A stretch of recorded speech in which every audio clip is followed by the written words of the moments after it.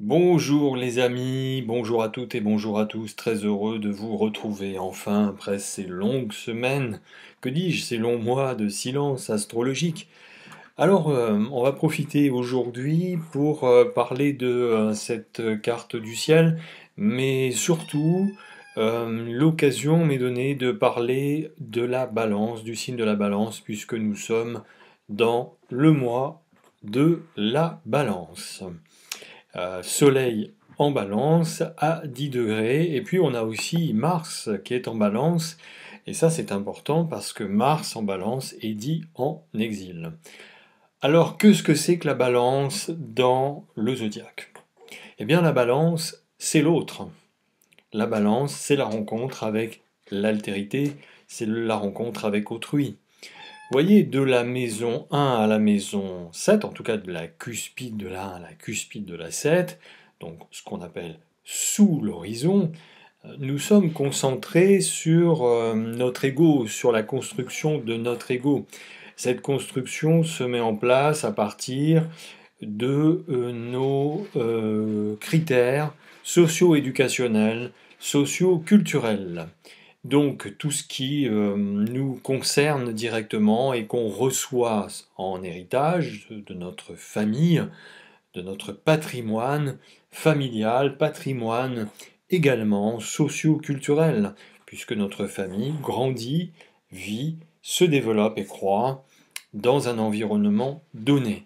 Notre ego, notre personnalité se forge à partir de ces caractéristiques-là. Et donc à partir de la maison 7, nous allons rencontrer un autre. Alors quel est cet autre? Sinon finalement ce nous-mêmes qui nous manque. La rencontre à l'autre est l'occasion, tout à coup, de se rendre compte finalement, en tout cas si nous sommes dans des dispositions telles que nous prenons conscience de cela, eh bien, la maison 7, nous nous rendons compte tout à coup que nous sommes incomplets. En fait, si vous préférez, c'est comme si nous vivions dans un environnement donné en pensant que cet environnement et ce que nous y faisons, ce que nous y sommes, est le centre du monde.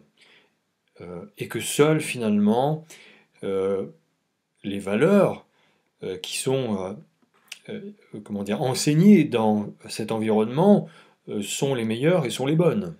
Certes, elles sont les meilleures et les bonnes à partir du moment où nous fonctionnons dans cet environnement et qu'elles nous sont bien utiles. Oui, mais voilà, la nature n'est pas figée, elle a besoin d'évoluer, suit un cursus d'évolution. Et la maison 7, la balance, c'est cette altérité qui est en nous, qui demande d'aller plus loin que soi. Donc la rencontre avec un autre, c'est l'occasion de faire bouger ces lignes, de se démobiliser. Cette rencontre avec cet autre, donc cette balance, euh, peut se passer de manière fluide ou au contraire de manière très chaotique. Fluide parfois si on a des planètes dans le signe de la balance et qu'on a des aspects plutôt facilitants tels que des sextiles ou des trigones. En effet, on va dire que même si cet autre forcément va nous obliger à bouger, à démobiliser justement certains statu quo de soi, de sa personnalité, qui ont besoin d'être démobilisés, déconstruits parfois, pour évoluer vers autre chose, pour progresser dans son cursus d'évolution. Euh, mais si les aspects sont plutôt, entre guillemets, facilitants, j'aime pas trop dire qu'il y a de bons et de mauvais aspects, c'est pas comme ça que ça s'évalue. Bon, mais on va faire simple. Si les aspects voilà, sont de nature un peu sextile ou trigone, bah, on va dire que les choses vont se passer plutôt, allez, de manière plus facile, plus aisée. En revanche, si les aspects sont tendus, euh, eh bien, ça va demander de faire des efforts. Euh, mais ça sera toujours un énorme tremplin d'évolution, c'est-à-dire que au sortir de cette rencontre avec l'autre, avec autrui, on ne sera plus du tout le même. Voilà. Alors, quand on rencontre l'autre, ça peut être quelqu'un, forcément un autre, c'est quelqu'un qui est différent de soi, ça c'est certain, mais il peut appartenir à la même catégorie socioculturelle, à la même famille de valeurs. Il n'en demeure pas moins que c'est un autre, et donc forcément avec des caractéristiques sensiblement différentes. Donc c'est toujours, même si cet autre fait partie du même, voilà, du même sérail, il n'empêche que c'est quand même quelqu'un qui est différent de soi et qui donc est source d'évolution. Alors, on peut, vous voyez, si on a un ego assez fort, ce qui est plutôt une bonne chose finalement, hein, ce pauvre ego, on a toujours tendance à le maltraiter, à le voir comme un mauvais personnage. Au contraire, il est nécessaire pour amener une personnalité, construire une personnalité bien affirmée avec des traits de caractère qui vont être source de, d'intégration dans le monde et force de proposition dans ce monde. Mais c'est vrai que si on reste un peu trop borné, orthonormé dans cet ego, alors la rencontre avec l'autre, qui forcément est différent de soi, risque de se passer un peu tendue. Mais si on arrive à dépasser, parce qu'en fait, quand on est dans l'axe de la balance, on est dans un axe bélier-balance, maison 1, maison 7, on est forcément dans une opposition, et quand on dit opposition, bah oui, voilà, on s'oppose. Mais on peut voir, et c'est là le défi, cette opposition comme une source de croissance et de développement énorme. Encore faut-il avoir la sagesse et la lucidité de comprendre ce qui se joue dans cette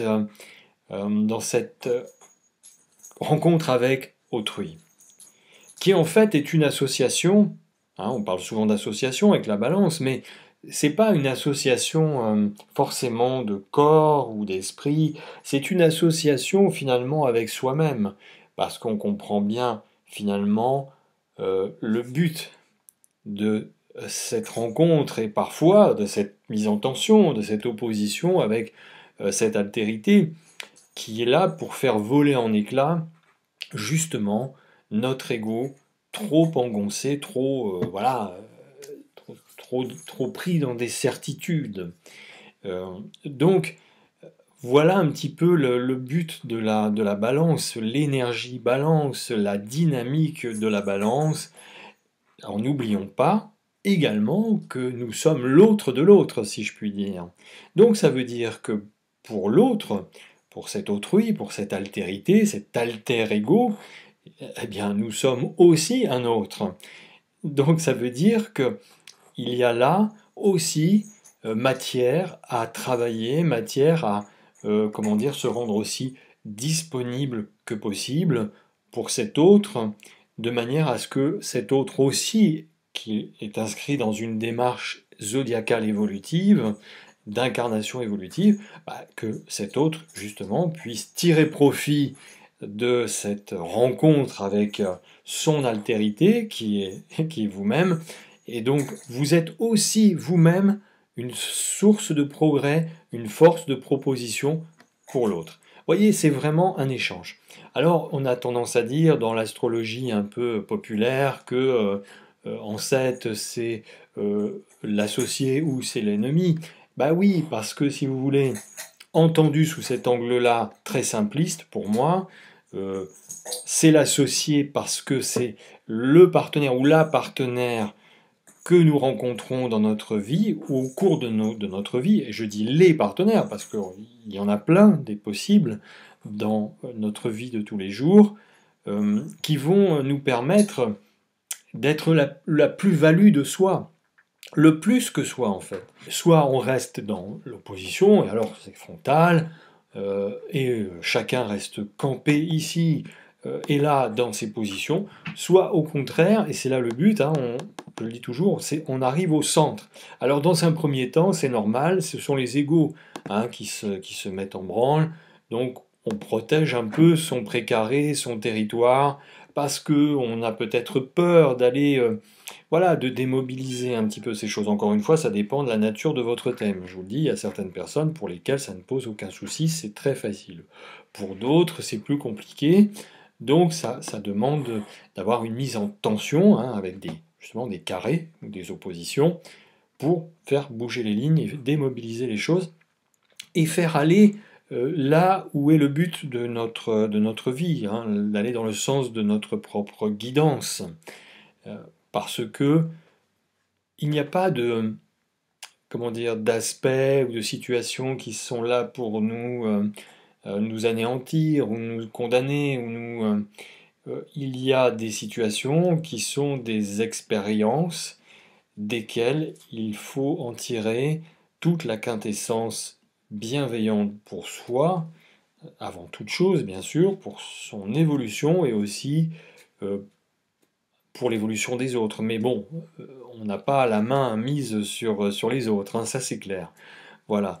Donc ce qui est important, c'est finalement d'être dans une attitude quand même de, de conciliation, hein, comment dire, de diplomatie, c'est le propre des caractéristiques de signe de la balance. Les deux plateaux de la balance, vous voyez, ça, un coup ça penche d'un côté, un coup ça penche de l'autre.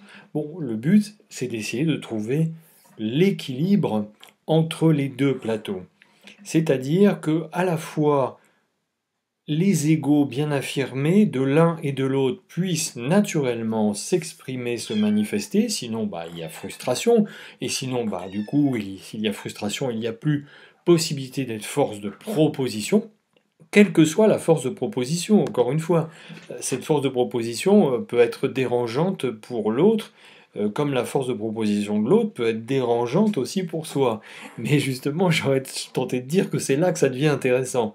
Bah, évidemment, il ne s'agit pas de rentrer voilà, dans un conflit.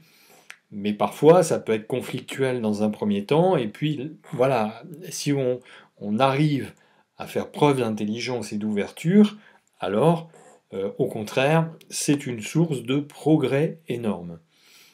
Je dirais qu'un peu c'est ici et là l'histoire de l'humanité, hein. Depuis la nuit des temps, nous nous opposons les uns les autres pour ensuite finalement faire la paix et être les meilleurs amis du monde.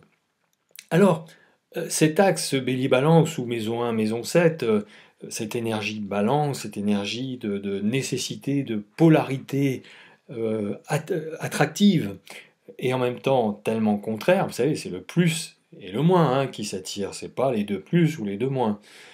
Comment dire, cette dynamique-là ne demande pas forcément d'être ami-ami ou de former un couple au sens où on l'entend.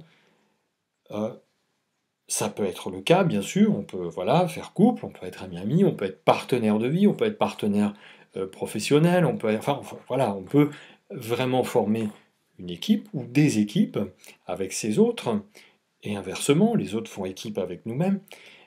Mais c'est plutôt l'énergie qui est intéressante, c'est l'expérience vécue avec l'énergie balance. C'est-à-dire que, bon, voilà, ce qui est important, c'est surtout qu'est-ce que cette énergie va déclencher et va provoquer chez soi et également chez l'autre. Donc je fais l'expérience de l'autre, de la rencontre à l'autre, et je ressens. Qu'est-ce qui se passe en moi par rapport à cette expérience que me procure la rencontre à l'autre? Et inversement. C'est toujours donnant-donnant, il y a toujours une énergie qui circule de l'un à l'autre ou de l'autre à l'un.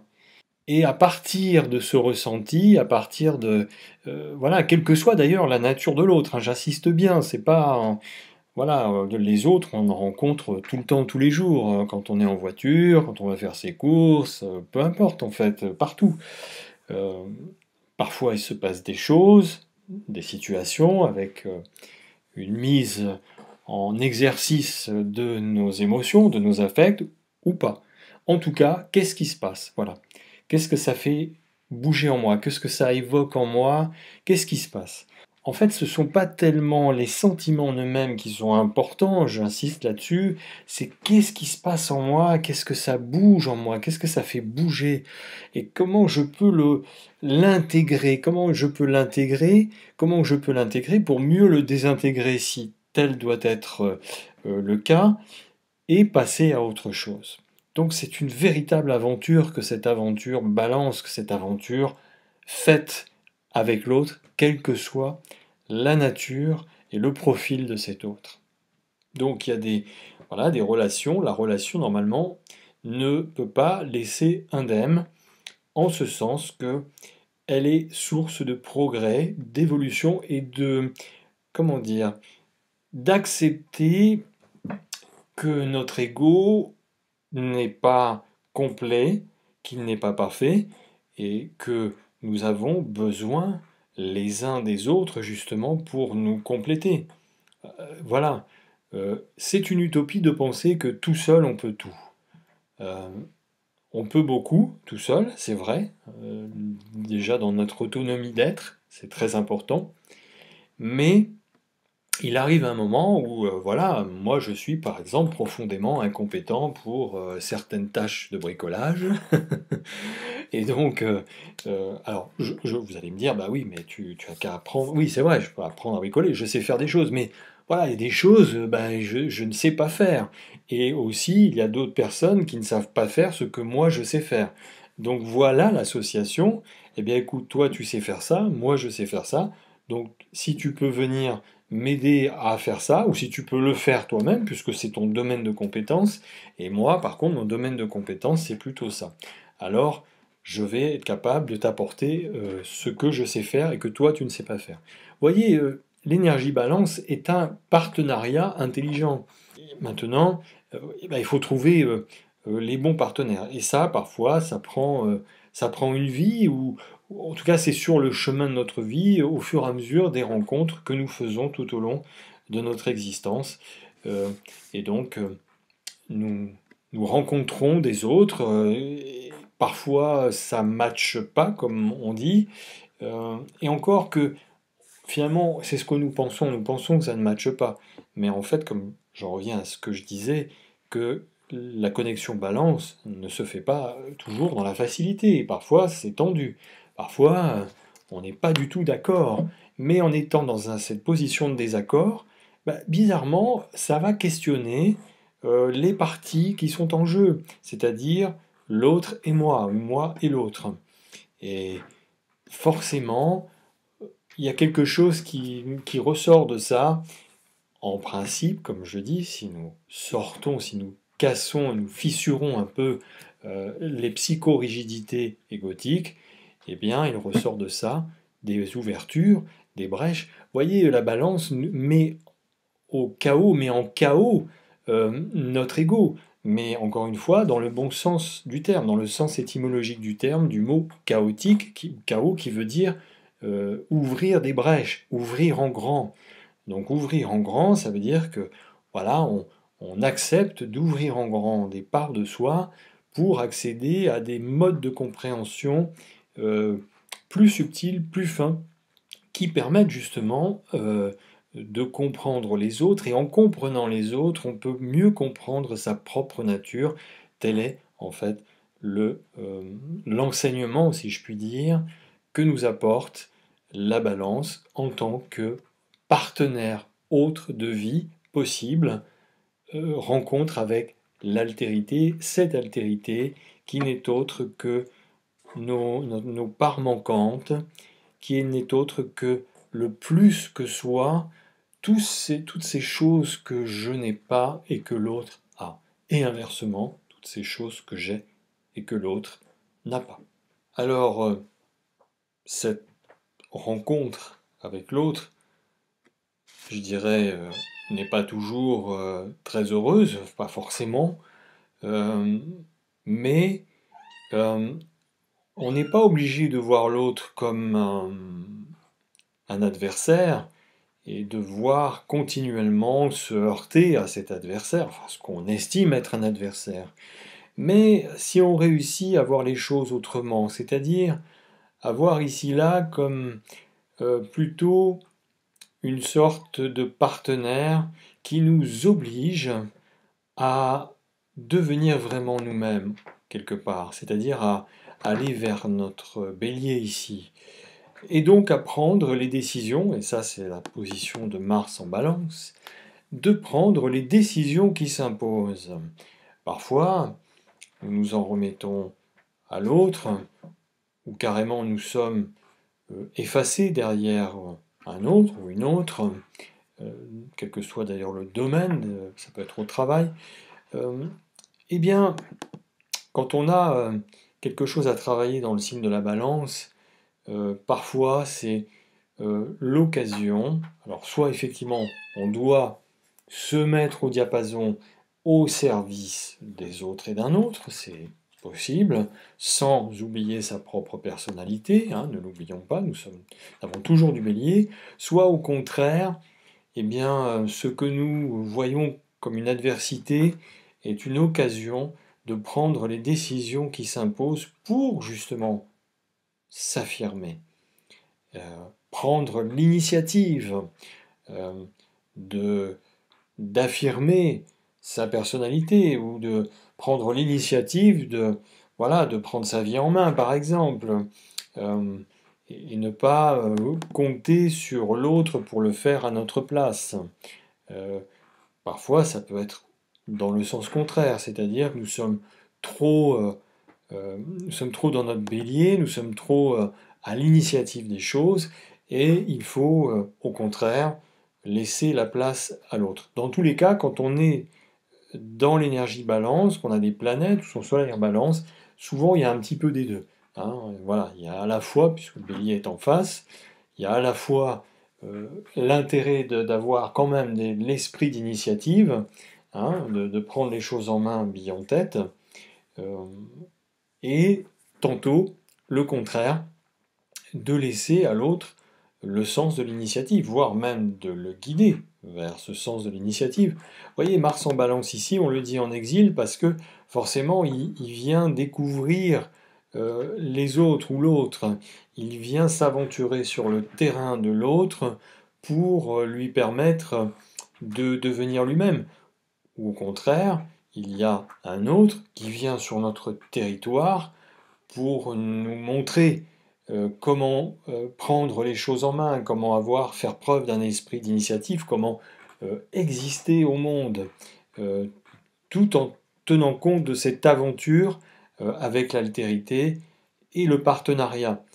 Souvent, voilà, la balance est dans une énergie, il ne faut pas l'oublier, de partenariat et d'équilibre dans ces partenariats, et de choisir, bien sûr, les bons partenaires, les partenaires électifs qui vont nous permettre de pouvoir se transformer, de pouvoir évoluer, de pouvoir devenir cet autre que finalement, cet autre en devenir que nous sentons au fond de nous-mêmes, mais que nous n'avons pas encore vraiment rencontré. Donc, la balance, c'est vraiment l'énergie de découverte de soi, d'infinies possibilités, et aussi de se rendre compte de ses propres limites. Hein. La balance, c'est ça, c'est de se rendre compte que, comme je le disais, on peut déjà beaucoup soi-même. Cette balance nous montre nos propres champs de limites. Voilà, bon ben moi je sais faire ça, mais là je n'y arrive pas, et donc j'ai besoin de l'autre pour justement arriver à accomplir une tâche. Euh, donc la balance est toujours une aide, un soutien, un support euh, pour pouvoir accomplir. La balance, c'est son supplément d'âme, et encore une fois, je le répète, parfois ça c'est pas forcément fluide, et on ne le voit pas d'ailleurs au premier regard, au premier abord. On va plutôt, si c'est pas fluide, voir l'autre comme un adversaire, comme voilà, un ennemi. Mais la balance est parfois, dans ces conditions-là, notre meilleur ennemi. Notre meilleur ennemi pour pouvoir justement progresser, bouger, faire tomber nos croyances limitantes, nos enseignements limitants. Là, nous allons vers le monde, à partir de la balance, nous rentrons dans le monde, dans l'exploration du monde et dans les multi-partenariats qui sont possibles dans l'aventure, dans la maison monde, avec l'autre, avec les autres, comme partenaires d'évolution. Voilà, mes amis, sur ces paroles, je vous souhaite de bien profiter des alter-ego qui sont autour de vous, de tirer profit de la quintessence de ce que chaque instant relationnel vous permet de vivre. Parfois, c'est pas facile, parfois, c'est plus facile. Dans tous les cas, c'est toujours une source de régénération, une source d'exploration, une source de découverte et une chance pour vraiment démobiliser les parts de soi qui ont besoin d'être démobilisées pour avancer vers d'autres territoires, là où justement nous sommes totalement incomplets et là où nous avons finalement tout à apprendre, tout à découvrir, tout enseignement à recevoir, et d'ailleurs enseignement que par la suite nous serons à même de pouvoir faire profiter un entourage donné et d'autres balances, d'autres rencontres à travers cette énergie balance. À bientôt pour d'autres aventures astrologiques. Prenez soin de vous. À bientôt.